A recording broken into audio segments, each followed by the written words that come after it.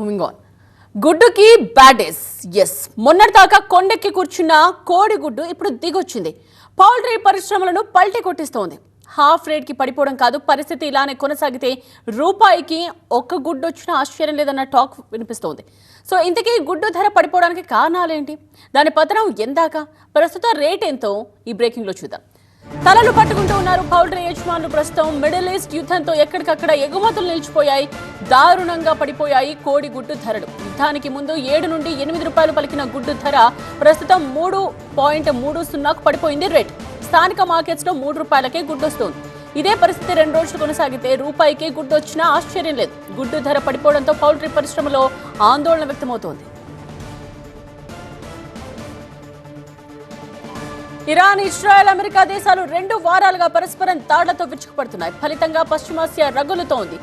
ఈ కారణంగా ఎక్కడికక్కడ విమానాలు నిలిచిపోయాయి, ఎగుమతులు దిగుమతుల వ్యవస్థ దెబ్బతింది. దీని ప్రభావమే పౌల్ట్రీ రంగంపై తీవ్రంగా పడింది. భారతదేశం నుండి గల్ఫ్ కంట్రీస్ కి ప్రతిరోజు సుమారు 10 మిలియన్ గుడ్లు ఎగుమతవుతాయి. Oman, United Arab Emirates, Qatar, Bahrain వంటి మధ్యప్రాచ్య దేశాల్లో భారతీయ గుడ్లకు అతిపెద్ద మార్కెట్ ఉంది. గత సంవత్సరం భారతదేశం టేబుల్ ఎగ్ ఎగుమతుల ద్వారా రికార్డ్ స్థాయిలో $91 మిలియన్ ఆదాయాన్ని ఆర్జించింది. అయితే గత నెలలో ప్రజారోగ్య కారణాల దృష్ట్యా భారత్తో సహా 40 దేశాల నుండి కోళ్లు, గుడ్ల దిగుమతిపై సౌదీ అరేబియా పూర్తి నిషేధం కూడా ఒక కారణంగా చెప్పుకోవచ్చు. అయితే దేశం మొత్తం ఎగుమతుల్లో తమిళనాడు నమ్మక్కల్ ఎగ్ మార్కెట్ నుండి 95% ఉండటంతో అక్కడ తీవ్ర ప్రభావం కనిపిస్తోంది. విజయవాడలో పౌల్ట్రీ యజమానులు తలలు పట్టుకుంటున్నారు. గుడ్డు ఖర్చు 5 రూపాయలు అవుతూ ఉంటే దానికి రూపాయిన్నర తగ్గించుకుని అమ్మాల్సి వస్తోందని ఆవేదన వ్యక్తం చేస్తున్నారు. తమను ప్రభుత్వమే ఆదుకోవాలని డిమాండ్ చేస్తున్నారు. గుడ్డు ధరలు రోజు రోజుకి పతనమవుతూ ఉన్నాయి. దీనికి గల కారణాలు ఏంటి? యుద్ధమే దీనికి ప్రధాన కారణమా, లేకపోతే ఇతర కారణాలు ఉన్నాయా? ప్రస్తుతం మనతో మాట్లాడేందుకు శ్రీనివాస ఫార్మ్స్ డైరెక్టర్ సోమిరెడ్డి గారు ఉన్నారు. ఆయనతో మాట్లాడే ప్రయత్నం చేద్దాం. సార్, అసలు ఎందుకని రోజు రోజుకి కోడిగుడ్డు ధర తగ్గిపోతూ ఉంది? గత 10-12 రోజుల మట్టి యుద్ధ వాతావరణం వల్ల మన తమిళనాడు రాష్ట్రం నుంచి నామకల్ అనే ప్రాంతం నుంచి 35 to 40 lakhs eggs per day Gulf దేశాలకి ఎక్స్పోర్ట్ అవుతూ ఉండేవి. ఒక తమిళనాడు తప్పితే మిగిలిన రాష్ట్రాలు అన్నీ కూడా ప్రొడక్షన్స్ అన్నీ కూడా లోకల్గానే కన్జ్యూమ్ అవుతుంది. మన ఇండియాలో రోజుకి సుమారుగా 35 to 36 crores ఎగ్స్ ఉత్పత్తి అవుతూ ఉంటాయి. అవన్నీ కూడా ఎక్కువగా మన ఇండియాలోనే కన్జ్యూమ్ అవుతుంది. Export only about 35 to 40 lakhs eggs per day అనేది ముఖ్యం. ఆ ఎక్స్పోర్ట్ వెళ్ళకపోవటం వలన ఆ గుడ్లు కూడా కొంచెం వెనక్కి రావటం వలన లోకల్ మార్కెట్లో రేట్లు కొంచెం తగ్గినాయి. అదీగాక ఫిబ్రవరి నెలలో రేట్లు జనరల్గా కూడా అంతకుముందు ఉన్న రేట్ల కన్నా కొంచెం తగ్గుతుంది. ఎండాకాలం పెరగటం, ఎగ్జామ్స్ రావటం, కొంచెం కన్జంప్షన్ తగ్గడం వల్ల రేటు కూడా తగ్గుతుంది. రైతుకి అసలు ఏ మేరకు నష్టం కలుగుతూ ఉంది? అసలు గుడ్డు ధర ప్రజెంట్ మార్కెట్లో ఎంత ఉంది సార్? అసలు ఇవాళ ఉత్పత్తి చేయాలంటే 5 రూపాయల నుంచి 5 రూపాయల 25 పైసల దాకా గుడ్డు ధర పడుతుంది రైతుకి. ఈ రోజున చేతికైతే 3.85 వస్తుంది. కాబట్టి రూపాయన్నర తక్కువగానే వస్తుంది. కానీ ఒక సంవత్సరం పొడిపోతే యావరేజ్ చూసుకుంటే 5 మూల కనుక రైతు చేతికి వచ్చినట్టయితే ఈ ఇందుట్లో నిలబడి ఈ వ్యాపారాన్ని కంటిన్యూ చేయడానికి రైతులు సుముఖంగా ఉంటారు. యుద్ధ ప్రభావం అనేది కూడా ఇదంతా కూడా కొంత ప్రచారం మాత్రమే. యుద్ధ ప్రభావం అనేది అంత తీవ్రత అయితే లేదని చెప్తున్నటువంటి పరిస్థితి అయితే ఇక్కడ కనబడుతుంది. కెమెరామెన్ నరసింహతో శివకుమార్, విజయవాడ.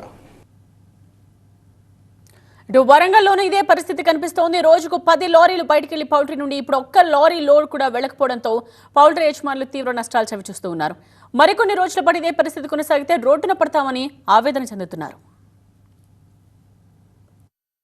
గల్ఫ్ దేశాలకు ఎగ్స్ ఎగుమతులు నిలిచిపోవడంతో ఇప్పుడు పౌల్ట్రీ రంగంపై పిడుగు పడినట్లు అయింది. ఎగ్స్ ఎక్స్పోర్టింగ్ ఎక్కడికక్కడే నిలిచిపోయింది. భారతదేశ వ్యాప్తంగా గల్ఫ్ దేశాలకు రెగ్యులర్గా దాదాపు 90 లక్షలకు పైగా ఎగ్స్ ఎగుమతి అవుతుంటాయి. ఆ ఎగ్స్ ఎగుమతి పూర్తిగా నిలిచిపోవడంతో పౌల్ట్రీ రంగం వ్యవస్థ అనేది పూర్తిగా ఇప్పుడు అయోమయంలో వ్యాపారులు చిక్కున్నారు. ఈ ఎగ్స్ ఎక్స్పోర్టింగ్ లేకపోవడంతో ఏం చేయాలో దిక్కుతోచని స్థితిలో చిక్కున్నారు. ఇక్కడ north Telangana national egg coordination committee chairman మనతో ఉన్నారు. సార్, చెప్పండి, ఇప్పుడు ఈ ఎగ్స్ ఎక్స్పోర్టింగ్ అనేది నిలిచిపోయింది కదా, ఎట్లా ఉంది పరిస్థితి? ఈ గల్ఫ్ కంట్రీస్ అన్నిటికి కూడా మేము సుమారుగా రోజు 20 కంటైనర్లు ఇక్కడి నుంచి ఎక్స్పోర్ట్ అవుతుంటాయి. ఆ 20 కంటైనర్లల్లా ఒక్క కంటైనర్ మాత్రమే ఒక చిన్న కంట్రీకి పోతున్నది.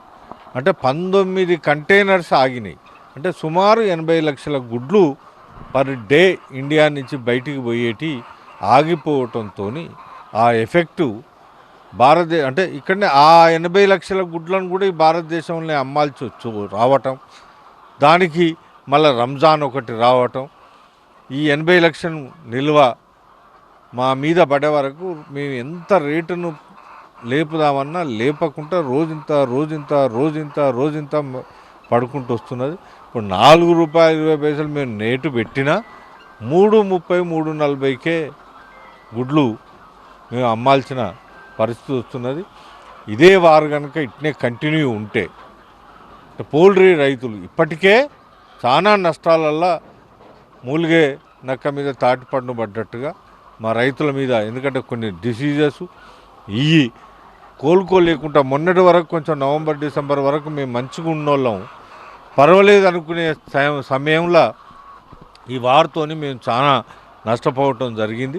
పౌల్ట్రీ రంగం అనేది చాలా పెద్ద వ్యవస్థ. ఈ పౌల్ట్రీ వ్యాపారం అంటే ఒక ఈ చికెన్ వ్యవస్థ కావచ్చు, లేకపోతే కోడిగుడ్ల ద్వారా కావచ్చు, కొన్ని కోట్ల రూపాయల వ్యాపారం జరుగుతుంది. అటువంటి వ్యాపారం పూర్తిగా ఎక్కడికక్కడే కుదేలైపోయింది. సో ఈ వ్యవస్థ అనేది ఆర్థిక మూలాలు దెబ్బకొట్టినటువంటి పరిస్థితి. అక్కడ యుద్ధం, ఇక్కడ పౌల్ట్రీ రంగం యొక్క ఆర్థిక మూలాలు దెబ్బకొట్టింది. దీంతో పౌల్ట్రీ వ్యాపారం అంతా అయోమయంలో చిక్కున్నారు. ఎక్స్పోర్టింగ్ ఆగిపోయిన నేపథ్యంలో దీనికి ప్రత్యామ్నాయ మార్గాలు చూపి తమను ఆదుకోవాలని చెప్పి పౌల్ట్రీ వ్యాపారులు కోరుతున్నారు.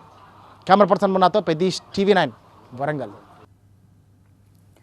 ప్రభుత్వాధికారులు మాత్రం ఎగ్ స్టోరేజ్లను వాడుకోవాలని సూచిస్తున్నారు. మంచి ధర వచ్చినప్పుడు తీసి అమ్ముకోవచ్చు అంటున్నారు. ఆందోళన చెందాల్సిన అవసరం లేదని, మున్ముందు మంచి రోజులు ఉంటాయని భరోసా ఇస్తున్నారు. టోటల్ ఎగ్ ప్రొడక్షన్లో కేవలం 10% మాత్రమే మనం ఎక్స్పోర్ట్ చేస్తున్నాం.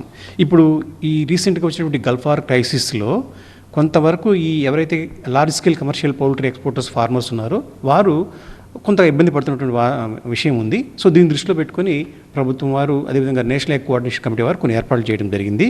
సో ఇందులో భాగంగా ఏమంటే నేషనల్ ఎగ్ కోఆర్డినేషన్ కమిటీ వారికి ఉన్నటువంటి ఖరగ్పూర్లో వారికి ఉన్నటువంటి ఏదైతే స్టోరేజ్ ఫెసిలిటీ ఉందో, కోల్డ్ స్టోరేజ్ ఫెసిలిటీ ఉందో, అక్కడ ఈ ఎగ్స్ అన్నిటికి కూడా కోల్డ్ స్టోరేజ్ ఫెసిలిటీ ఇవ్వడం అనేది జరుగుతుంది. సో 60 ట్రక్ల వరకు కూడా ఇక్కడ మనకు అవకాశం ఇచ్చారు. సో ఈ ఎగ్స్కి ప్రతి ఎగ్ కూడా 20 పైసలు సబ్సిడీ ఇవ్వడం అనేటువంటి జరుగుతుంది. టోటల్గా rent free cold storage facility అనేటువంటి ఇవ్వడం జరిగింది ఇక్కడ. సో ఇక్కడ ముందు వచ్చిన వారికి ముందు సర్వీస్ ఇవ్వడం అనేటువంటి జరుగుతుంది. సో దీనికి సంబంధించి ఎవరైతే ట్రాన్స్పోర్టర్స్ ఉన్నారో వీరు మరి లోకల్గా ఉండేటువంటి నేషనల్ ఎగ్ కోఆర్డినేషన్ కమిటీ ఎగ్జిక్యూటివ్తో వివరాలు తెలియజేసినట్లయితే వారు ఎంటైర్ యాక్టివిటీ అంతా కూడా కోఆర్డినేట్ చేస్తారు. అదేవిధంగా ఈ మధ్యకాలంలో అంటే 3 నెలల వరకు మనం అందులో స్టోర్ చేసుకోవడానికి అవకాశం ఉంది వితౌట్ పేయింగ్ ఎనీ రెంట్. ఈ లోపు కనుక ప్రైస్ వేరియేషన్ ఉన్నట్లయితే, ప్రైస్ పెరిగినట్లయితే ఫార్మర్స్ ఆ ఎగ్స్ని బయటకు తీసుకొని మరి వారు బయట మార్కెట్లో సేల్ చేసుకోవడానికి అవకాశం ఉంది. అదేవిధంగా కోల్డ్ స్టోరేజ్ ఫెసిలిటీ 3 నెలల వరకు స్టోర్ చేసుకోవచ్చు. తర్వాత వెల్ వెంటిలేటెడ్ గోడౌన్స్లో అదనంగా ఇంకొక 1 మంత్ వరకు కూడా స్టోర్ చేసుకోవడానికి అవకాశం ఉంది.